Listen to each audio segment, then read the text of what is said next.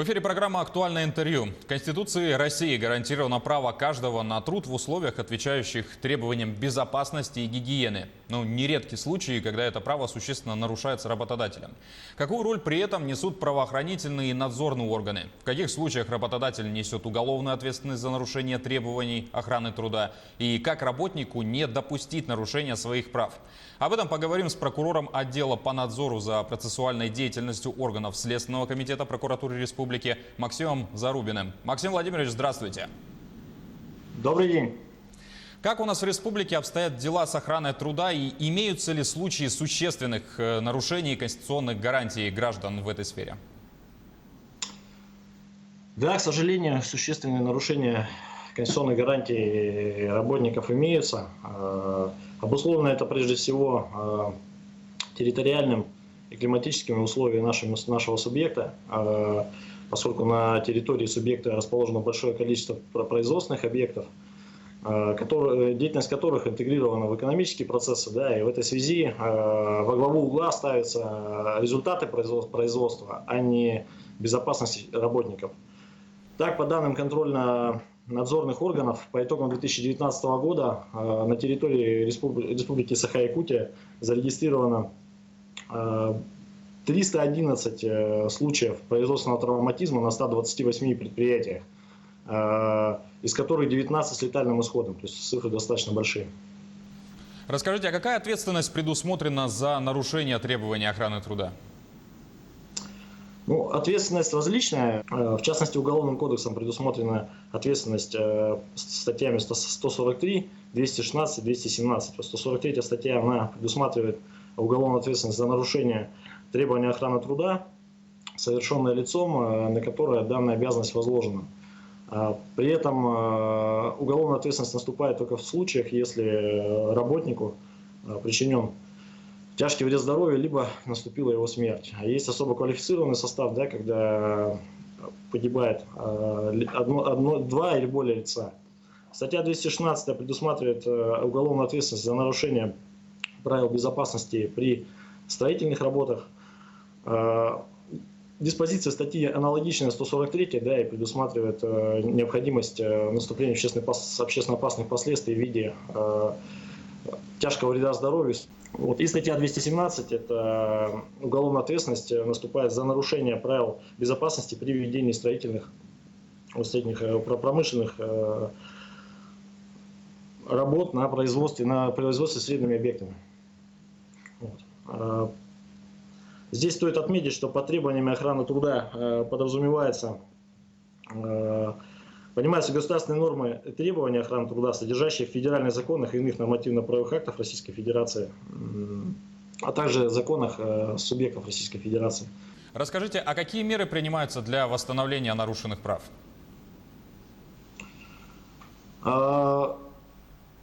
Прокуратурой Республики Саха-Якутия, да, а также контрольно-надзорными органами Республики Саха-Якутия на постоянной основе ведется работа в этом направлении. Так, в 2019 году проведены две совместные проверки с Государственной инспекцией труда, в результате которой выявлены нарушения трудовых прав, в том числе на охрану труда, да, в РЭС АО «Саха-Энерго», Нижнеколымский район. По результатам внеплановой проверки юридическое лицо привлечено к административной ответственности, а также привлечено к административной ответственности должностное лицо данного предприятия.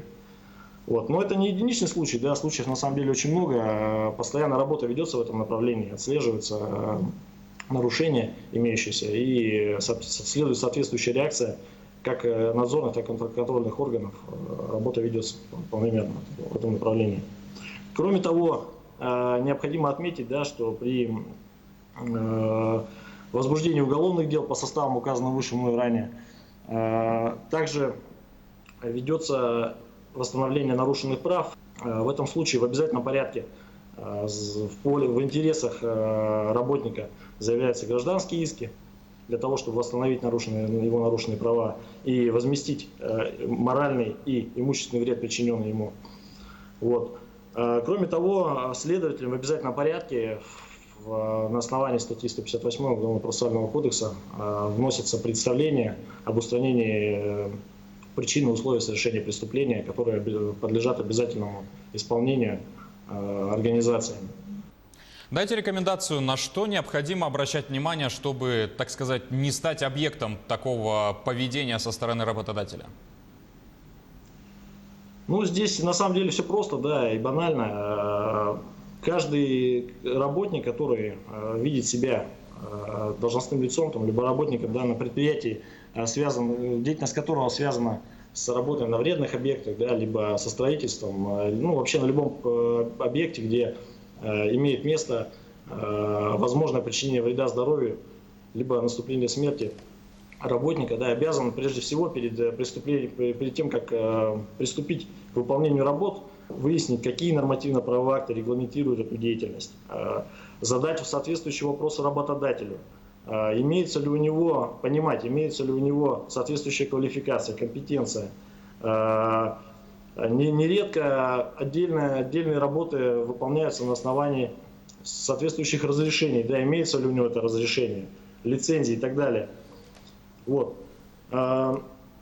Требовать от работодателя, чтобы в его трудовом договоре, а также в документах, которые регламентируют деятельность, это должностной регламент, либо должностные инструкции, в случае, если эти нормы нарушаются, да, жестким, четким образом реагировать на это, не давая, и отстраняться от работы дальнейшей, и требовать устранения нарушений, и уже в последующем выполнять свою работу на основании тех нормативно-правовых актов и законных актов, которые требуют от него выполнения работы. Максим Владимирович, законодательство обеспечивает охрану труда только работников по трудовым договорам, либо же существуют еще какие-то нормы защиты? Дело в том, что есть несколько форм взаимоотношений работника и работодателя. Как быть с другими случаями? Ну, смотрите, вот если мы сейчас ведем речь, да, в рамках уголовно-правового поля, когда мы говорим об ответственности работодателя, да, и, соответственно, определении потерпевшего по уголовному делу, здесь мы исходим из того, что все-таки, да, действительно, в указанных составах преступления 143, 216, 217, там охватывается взаимоотношения именно работника и работодателя. Вместе с тем, судебная практика идет по другому пути, да, и на сегодняшний день решения судов говорят нам о том, что если работник допущен к выполнению работ работодателем, тоже будут действия работодателя квалифицироваться по статье 143, либо 216, либо 217. Мы на сегодняшний день при установлении таких фактов в обязательном порядке инициируем перед судом иски о признании трудовых отношений, да, для того, чтобы потом в последующем уже не было каких-либо вопросов. Вот в таком ключе.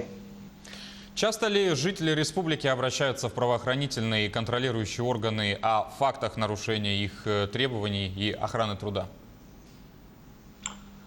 К сожалению, не часто. Большая часть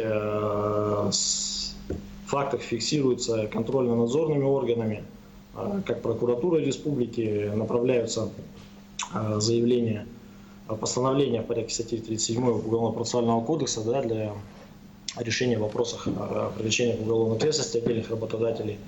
Вот. Работники, к сожалению, не часто обращаются с такими заявлениями. Но тут есть проблема, видите, в чем? В том, что все-таки уголовная ответственность по 143, 216, 217, она наступает уже постфактум, что называется, да, когда непосредственно наступили общественно опасные последствия в виде причинения вреда здоровью, наступления крупного ущерба, да, либо смерти лица. Вот. В этой связи лишены возможности, скажем так, правоохранительные органы каким-то образом реагировать на эти факты. А как себя вести работнику в случае обнаружения нарушений требований охраны труда? Вот это очень важный вопрос. Почему? Потому что, к сожалению, да, сталкиваемся часто с тем, что каждый работник практически, который работает на предприятии, знает о тех недостатках, которые имеются. Да, и вместе с тем, своего молчаливого согласия, скажем так, да, работы продолжаются какой-то период времени, и потом возникает проблема, да, в виде причинения вреда здоровью. Работники, понятно, зачастую не реагируют на подобные подобные обстоятельства. Почему? Потому что все-таки боятся где-то, наверное, вступать в конфликт с работодателем, да.